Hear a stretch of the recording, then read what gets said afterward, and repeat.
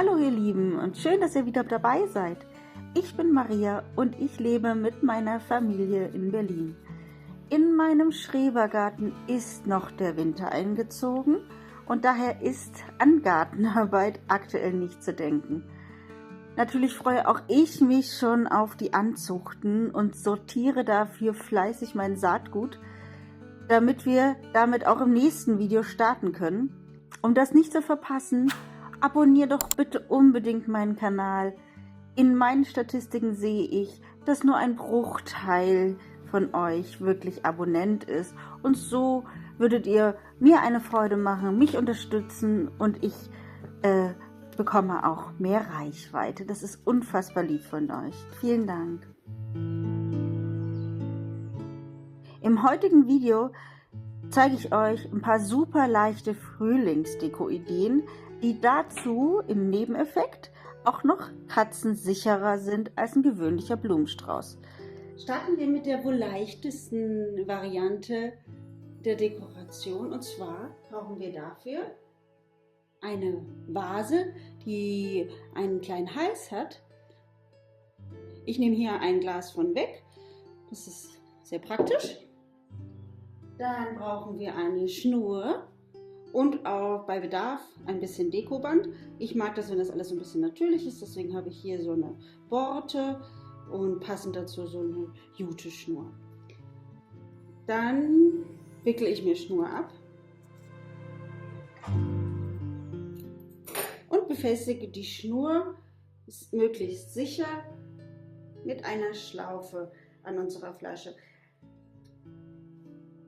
Man kann auch eine Sektflasche nehmen, so eine kleine Piccolo-Flasche, die ist auch so, dass sie so einen kleinen Bauch hat, und hier habe ich jetzt eine Schlaufe gewählt, damit auf keinen Fall passieren kann, dass das irgendwie aufgeht, wie mit einem Knoten. Ich mache also so eine Schlaufe und dann ist es schon recht sicher. Zur Sicherheit mache ich aber noch mal eine zweite Runde. Und danach auch ein Knoten auf der Rückseite.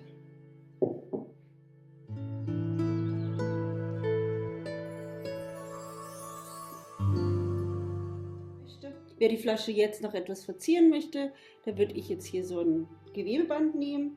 Kann man auch Schleifenbänder nehmen. Das ist jedem selbst überlassen und optional.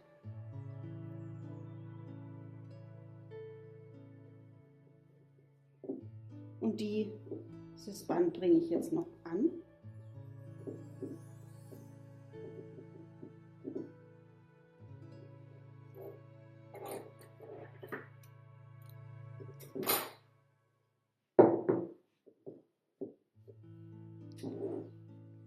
Und wenn das geschafft ist, braucht ihr nur noch die Blumen eurer Wahl.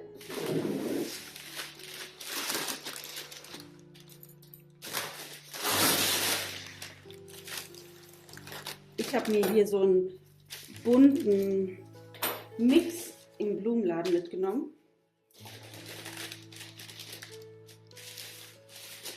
Und die dekorieren wir jetzt in die Vase.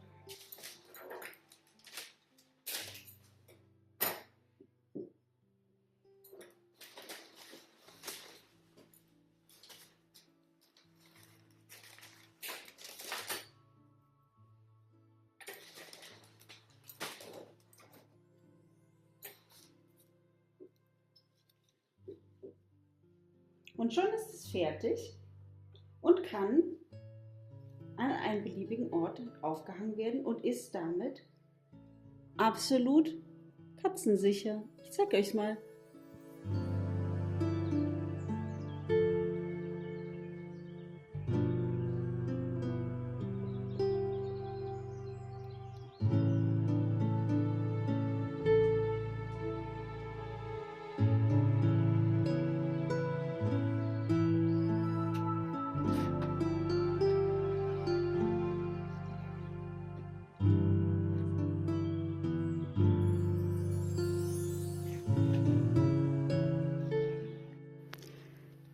Gleiches kann man auch schon fertig kaufen. Hier seht ihr in meinem Treppenhaus eine Flasche, die schon an so ein Metallgestell befestigt ist, wo man nur kleine Blümchen hineinstecken braucht.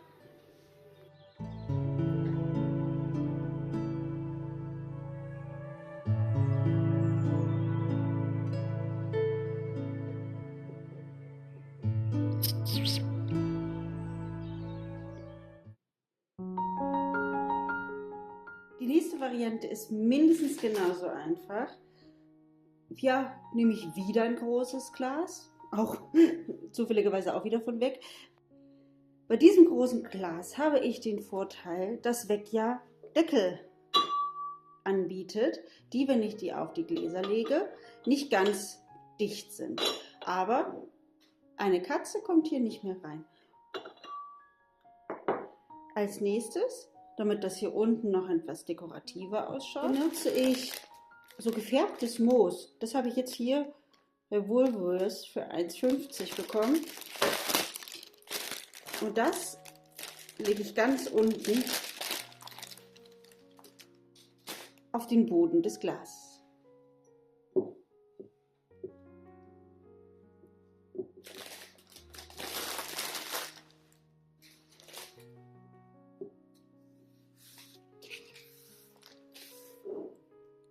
Und jetzt ist es ganz einfach. Jetzt stecken wir auch hier die Blümchen hinein, die ich vorher auf die entsprechende Länge gekürzt habe, dass sie sich auch hier sehr gut in unserem kleinen Tischgarten machen.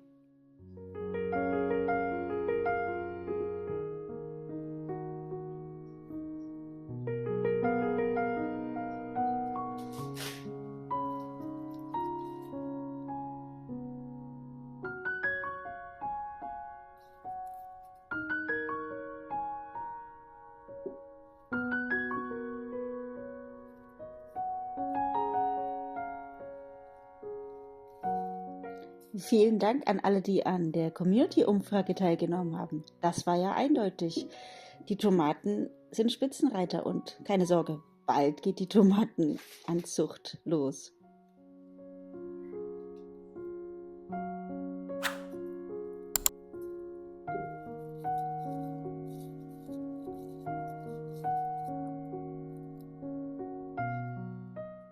Und jetzt brauchen wir den Deckel nur auflegen. Und unser Glas ist geschützt. Mit einem hübschen kleinen Teller sieht das schon auf dem Tisch sehr dekorativ aus.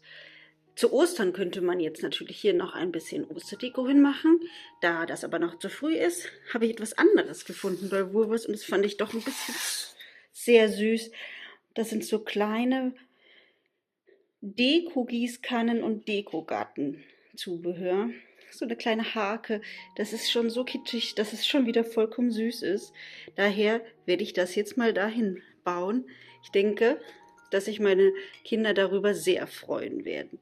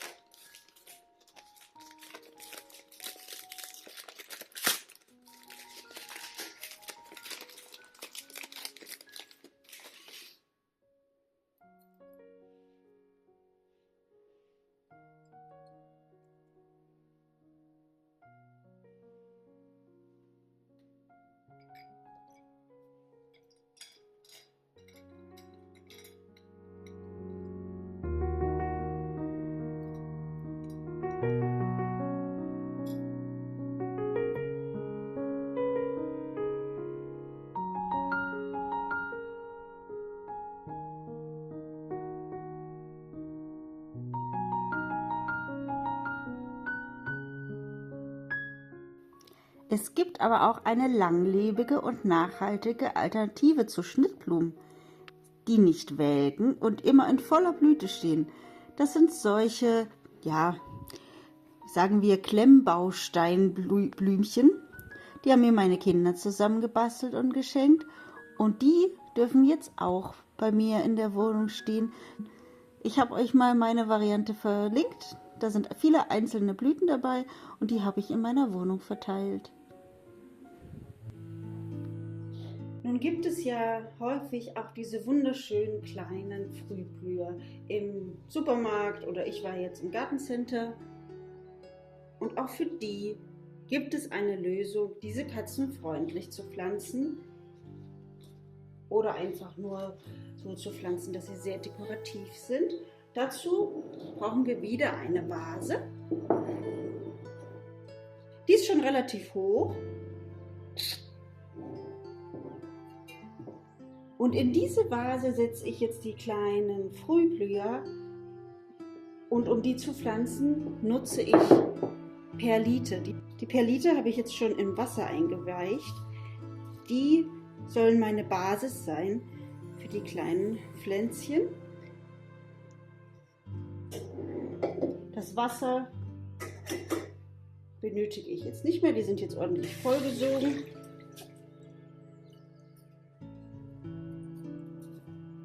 Ich brauche nur die Perlite.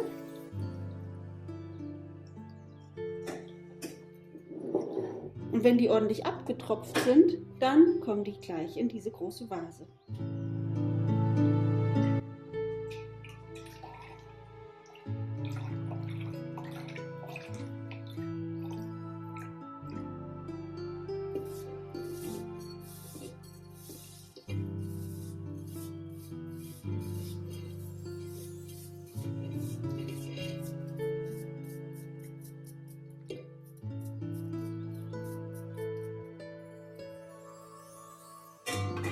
Bevor ich die kleinen Muscari, wie heißt das auf Deutsch?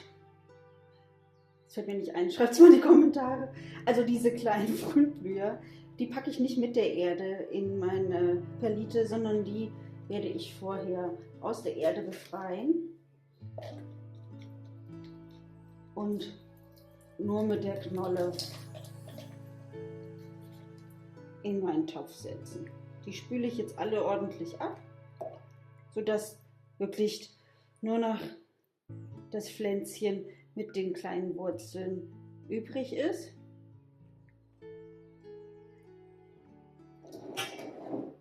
Das mache ich jetzt wahrscheinlich mit allen. Und erst dann setze ich die in meinen Topf mit den Perliten. Und zwar so, dass das Würzelchen versteckt ist, aber die Knolle, die darf noch rausgucken.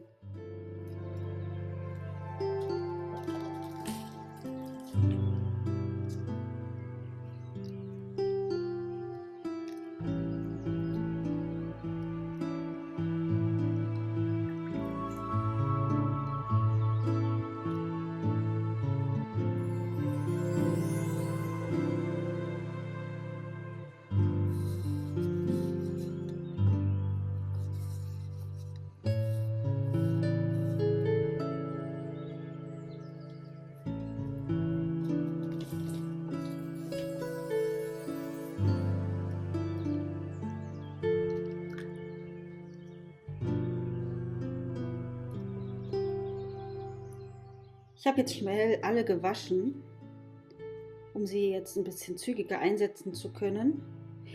Man sieht, dass sie jetzt sehr schnell schon aufgehen. Die waren bis gerade eben, hatte ich sie noch kühl gestellt, jetzt sind sie hier im warmen Wohnzimmer. Die Blüten brechen auf. Wenn die Blüten am Ende nach 1-2 Wochen fertig geblüht haben, dann nehme ich die Knollen und setze sie raus in die Natur, entweder in meinen Garten oder vor mein Haus und erfreue mich dann nächstes Jahr wieder an der Pracht. So mache ich das auch, wenn ich mal solche Zwiebeln geschenkt bekomme.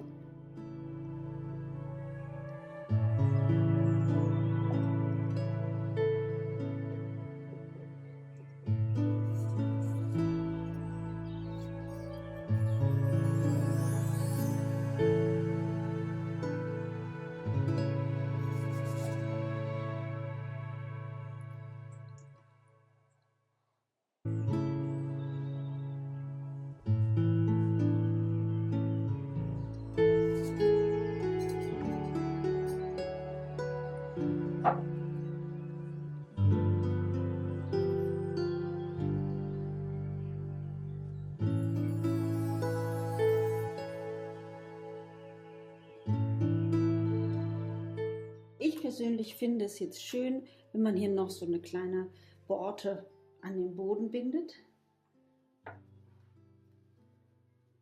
Irgendwie finde ich das dekorativer.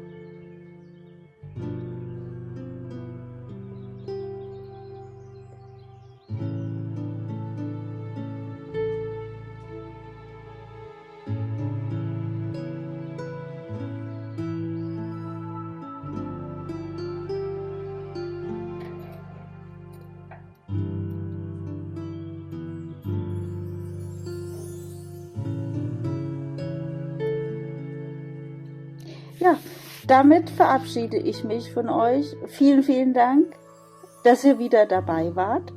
Und ich freue mich, wenn ich euch im nächsten Video wiedersehe.